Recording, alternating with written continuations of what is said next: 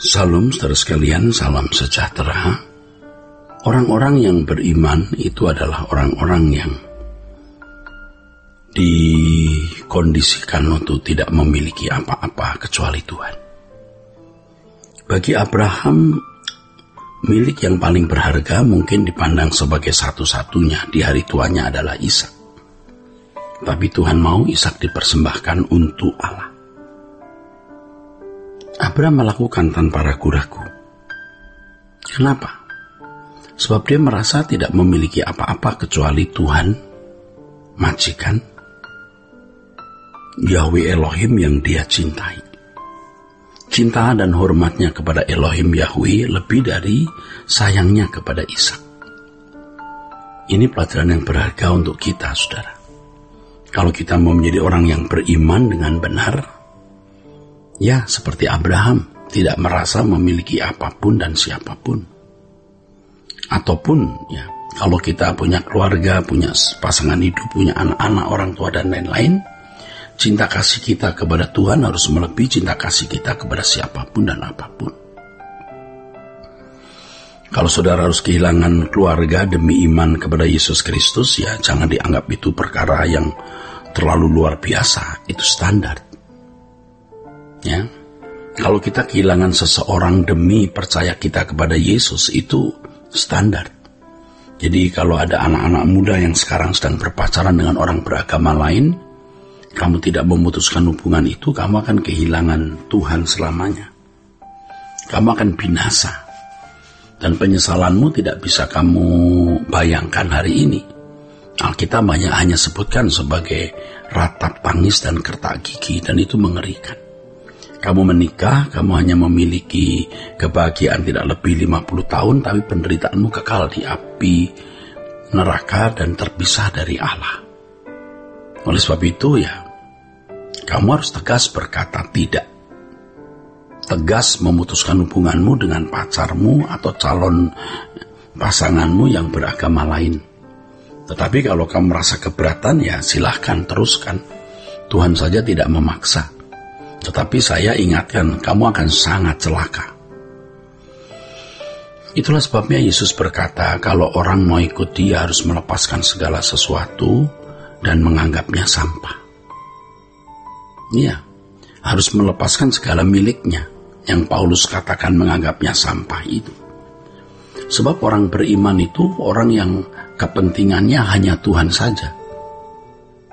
Itulah sebabnya di gereja mula-mula, bagaimana Tuhan memurnikan kekristenan. Tuhan membuat orang-orang Kristen tidak memiliki apa-apa. Teraniaya, harta dirampas, keluarga ditawan, ya, harga diri diinjak-injak, ya, diikat, di tiang, dibakar hidup-hidup, dilempar di kolosium, di tempat di mana dilepaskan juga binatang buas, ditonton ribuan orang dan menyorakinya. Bayangkan, saudara. Tetapi dengan cara inilah orang-orang memiliki iman yang benar.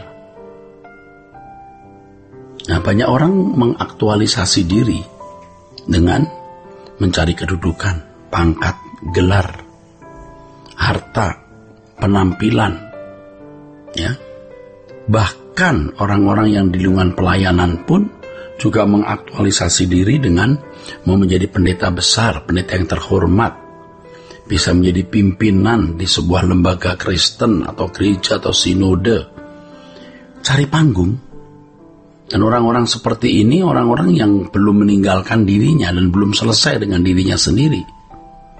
Dia belum bisa dikatakan orang merdeka. Orang yang merdeka adalah orang yang tidak memiliki apa-apa. Tentu dalam konteks ini orang merdeka adalah orang yang telah menyerahkan dan mengembalikan segenap hidupnya untuk Tuhan. Tidak punya apa-apa bukan berarti Anda lalu sengaja menjadi orang miskin. Tidak memiliki apa-apa berarti saudara mau memberikan semua yang Anda miliki untuk kepentingan Tuhan. Untuk kepentingan Tuhan tidak berarti diberikan semua untuk gereja. Kita harus memiliki kepekaan bagaimana menyelenggarakan uang ini, mengelola uang kita yang adalah uang Tuhan. Bagaimana menyelenggarakan atau mengelola harta kita adalah harta Tuhan. Kalau orang beriman yang benar itu benar-benar berhitung ketika mau membelanjakan uang. Bukan soal berapa jumlah uang yang dimiliki, apakah seimbang dengan barang yang dibeli, tetapi apakah yang dilakukan itu menyenangkan hati Allah atau tidak. Atau sebaliknya, kita membeli sesuatu yang oleh karenanya kita bisa menjadi seorang yang terpandang, terhormat, prestis, ya, seperti mengenakan pakaian, memiliki arloji, mobil, rumah, dan lain sebagainya, yang karenanya dia menjadi seorang yang dipandang, terhormat, atau dia merasa diri puas dengan harta yang dia miliki itu. Dan ini pengkhianatan terhadap Tuhan. Saudara, kalimat ini tidak bermaksud memelukai orang kaya, tapi orang kaya memang sukar masuk kerajaan surga karena terkondisi demikian. Maka hal ini disuarakan supaya orang-orang kaya bisa sadar dan bertobat. Kalau tidak, Anda akan menghadapi api kekal. Bukan ngancam. Pernyataan ini juga tidak bermaksud supaya saudara memberi uang untuk gereja. Enggak, bukan. Tetapi supaya saudara memperhadapkan diri benar di hadapan Allah. Jangan sampai saudara tertolak oleh Allah karena dipandang tidak menghormati Dia. Anda mungkin berkata, oh saya menghormati Tuhan Pak. Mungkin Anda berkata begitu. Tetapi dari sikap hidup Anda yang seakan-akan Anda berat atas diri Anda sendiri, berat atas kekayaan Anda, itu Anda sebenarnya meninggikan diri. Nah, kesulitan yang kita hadapi hari ini adalah pengajaran yang membuat rusak banyak orang, termasuk kita dulu. Pengajaran yang mengarahkan seakan-akan mengikuti Yesus itu memperoleh pintu, jalan, pertolongan untuk meraih dunia. Nah, ini sesat kita, menjadi sesat kita. Jangan sesat lagi. Ikut Yesus berarti kehilangan segala sesuatu dan menukarnya dengan hanya memiliki Yesus. Seperti yang dikatakan di dalam perumpamaan yang Tuhan Yesus kemukakan, seorang pedagang yang menjual seluruh miliknya demi mutiara yang berharga. Ini tindakan barter. Seperti seorang peladang yang menemukan harta di sebuah ladang, dia jual seluruh hartanya demi ladang itu. Bukan karena ladang itu memiliki kesuburan atau ladang itu memiliki nilai apa gitu, tetapi di dalam ladang itu ada kekayaan, ada harta yang terpendam. Jadi kalau kita ke gereja itu karena apa? Karena ada harta yang terpendam, bukan karena gereja itu sendiri.